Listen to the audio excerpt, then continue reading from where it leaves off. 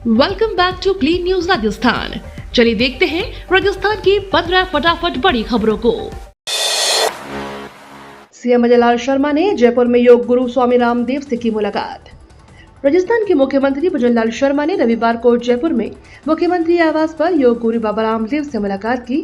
अपनी मुलाकात के दौरान उन्होंने राजस्थान में योगा, आयुर्वेद और प्राकृतिक चिकित्सा को बढ़ावा देने पर चर्चा की। सोशल मीडिया प्लेटफॉर्म एक्स पर विवरण साझा करते हुए सीएम शर्मा ने पोस्ट किया, आज मैंने मुख्यमंत्री आवास पर स्वामी रामदेव जी से मुलाकात की और राजस्थान में योग, आयुर्वेद और प्राकृतिक चिकित्सा को बढ़ावा देने पर सार्थक चर्चा की। राजस्थान में गर्मी के बीच मानसून को लेकर आई खुशखबरी। राजस्थान में पश्चिमी विक्षोभ सक्रिय होने के बाद प्रदेश में एक बार फिर गर्मी का दौर शुरू हो गया है। दिन के तापमान में बढ़ोतरी हो रही है। प्रदेश में पारा 45 पार पहुंच रहा है। शनिवार को जैसलमेर, बीकानेर में सबसे अधिक पारा दर्ज किया गया। ऐसे में भीषण गर्मी से परेशान लोग राहत को लेकर मानसून का इंतजार कर रहे हैं। मौसम विभाग के अनुसार राजस्थान में 20 जून तक मानसून आने की संभावना जताई जा रही है। इंतजार बस खत्म होने ही जा रहा है।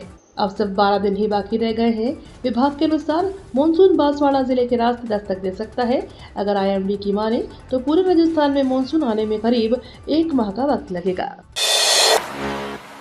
गुर्जर महापंचायत समाप्त, सरकार ने मानी मांगे, फैसले के विरोध में लोगों ने रोकी ट्रेन। रविवार को भरतपुर जिले के बयाना क्षेत्र के पीलूपुरा गांव में स्थित शहीद स्मारक पर समाज की ओर से आयोजित गुर्जर महापंचायत को समाप्त किया गया है। सरकार की ओर से मांगे मान ली गई हैं। वहीं गुर्जर आरक्षण संघर्ष समिति और सरकार के बीच में हुई सहमति से नाराज युवा दिल्ली मुंबई रेलवे ट्रैक पर पहुंच गए। साथ ही भिवाड़ी से सवाई माधोपुर जा रही ट्रेन को रोक दिया। गुस्साए युवाओं ने ट्रेन के इंजन पर पथराव भी किया। आपको बता दें, राजस्थान के विभिन्न जिलों से भी गुर्जर समाज के लोग यहाँ पहुंचे हैं। सीएचओ के 2634 पदों पर भर्ती परीक्षा संपन्न, 90% से अधिक अभ्यर्थियों की उपस्थिति। प्रदेश में राष्ट्रीय स्वास्थ्य मिशन के तहत कम्युनिटी हेल्थ ऑफिसर के 26 से 34 पदों पर भर्ती हो रही है।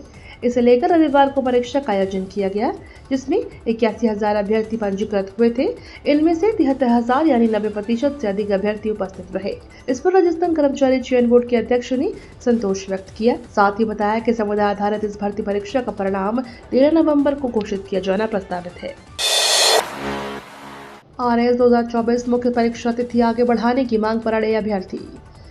राजस्थान लोक सेवा आयोग द्वारा आयोजित आरएएस मुख्य परीक्षा 2024 की तिथि स्थगित करने और वार्षिक परीक्षा कैलेंडर जारी करने की मांग को लेकर अभ्यर्थियों का आंदोलन लगातार जोर पकड़ रहा है। राजस्थान यूनिवर्सिटी परिसर में चल रहा अनिश्चितकालीन धरना कल चौथे दिन भी जारी रहा।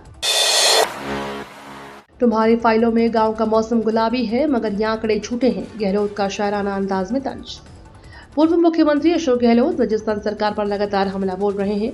सोशल मीडिया अकाउंट एक्स पर पोस्ट करते हुए उन्होंने प्रदेश में बिजली संकट पर तंज कसा है। उन्होंने गर्मी के सीजन में गांव शहर में बिजली कटौती के चलते परेशानी का जिक्र किया है। साथ ही कहा कि राज्य में बिजली वितरण का ढांचा बिगड़ने से आम आदमी परेशान है। गहलोत ने बीजेपी सरकार के दावों पर सवाल खड़े करते हुए कहा कि सरप्लस स्टेट में बिजली कटौती का सीधा अर्थ सरकार का कुप्रबंधन है। राजस्थान में बिजली वितरण का ढांचा चरमरा गया है, जिससे आमजन त्रस्त हो गया है। रणथंभौर दुर्ग में एक बार फिर टाइगर मूवमेंट की सूचना, वन विभाग की टीम अलर्ट पर। रणथंभौर टाइगर रिजर्व में स्थित रणथंभौर दुर्ग में कल एक बार फिर से टाइगर मूवमेंट देखने को मिला।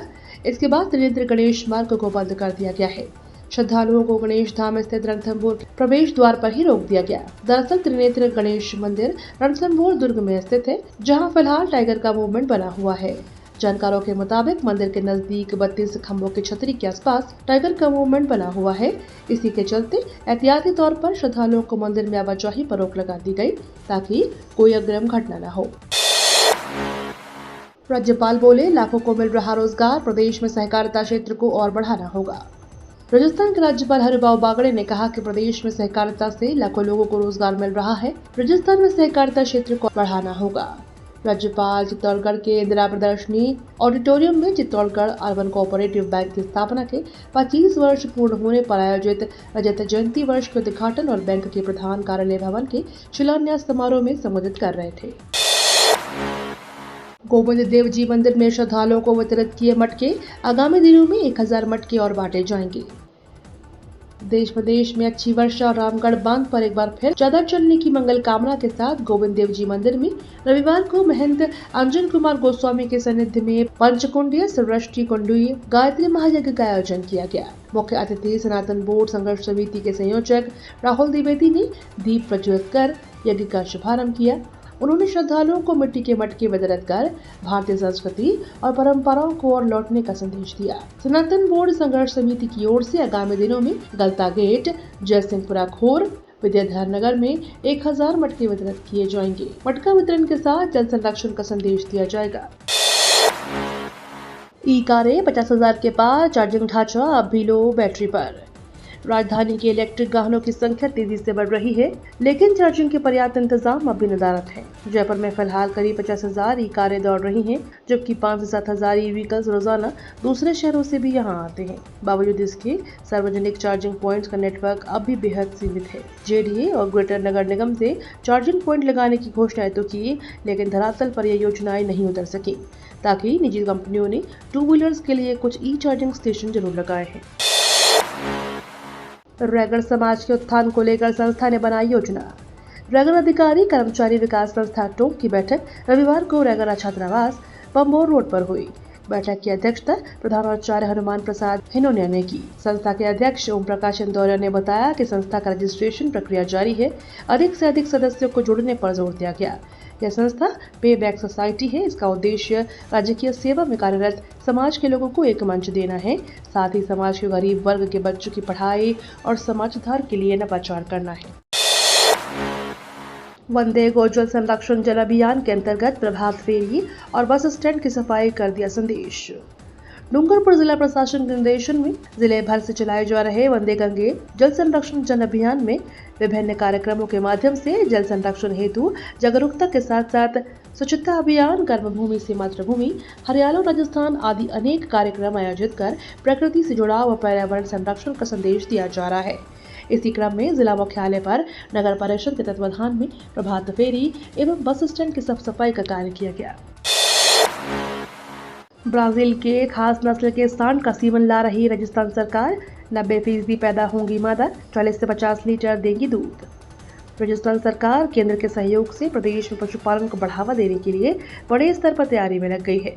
इसको लेकर अब ब्राजील से गिर नस्ल का सांड का सीमन सस्ते दर पर पशुपालकों को देने की योजना है। सरकार पहले ही संभागीय स्तर पर और 11 अन्य जिलों में पशुधन मेले आयोजित करने का प्लान बना चुकी है। इस नए प्रोजेक्ट से भारत में पैदा होने वाली गाय 40 से 50 लीटर रोजाना दूध देंगी। एक ही दिन में आए कोरोना के 30 नए मामले। प्रदेश में 213 बार, अकेले जयपुर में 129। प्रदेश में एक बार फिर कोरोना वायरस ने तेजी से पैर पसारने शुरू कर दिए हैं। राज्य भर में पॉजिटिव मरीजों की संख्या 213 के पार पहुंच चुकी है, जिनमें अकेले राजधानी जयपुर में 129 केस दर्ज किए गए हैं। बीते 24 घंटों में प्रदेश में 30 नए संक्रमित मरीजों की पुष्टि हुई है, जिसके साथ ही स्वास्थ्य विभाग भी एक्टिव मोड में आ गया है और लोगों से कोरोना प्रोटोकॉल का पालन करने की अपील की गई है। योग for one earth one health theme के साथ जयपुर में योगाभ्यास का आगाज। योग दिवस के पहले रविवार को जयपुर के बायोडायवर्सिटी पार्क में योगाभ्यास शुरू हुआ। ग्रेटर निगम की ओर से जयपुर वासियों को फिर योगमय बनाने की मुहिम शुरू की गई है। यहाँ हर आयु वर्ग के प्रतिभागियों ने एक साथ सूर्य नमस्कार, त्रिकोणासन, भुजंगासन, पर्वतासन जैसे आसन कर अपनी सेहत को बेहतर बनाने की इच्छा शक्ति जताई। साथ ही योग को प्रकृति के साथ जोड़ते बायोडायवर्सिटी पार्क में पौधारोपण भी किया। ये तो थी राजस्थान की बड़ी खबरें। रोजाना सबसे पहले अपडेट पाने के लिए क्लीन न्यूज राजस्थान को अभी सब्सक्राइब करें।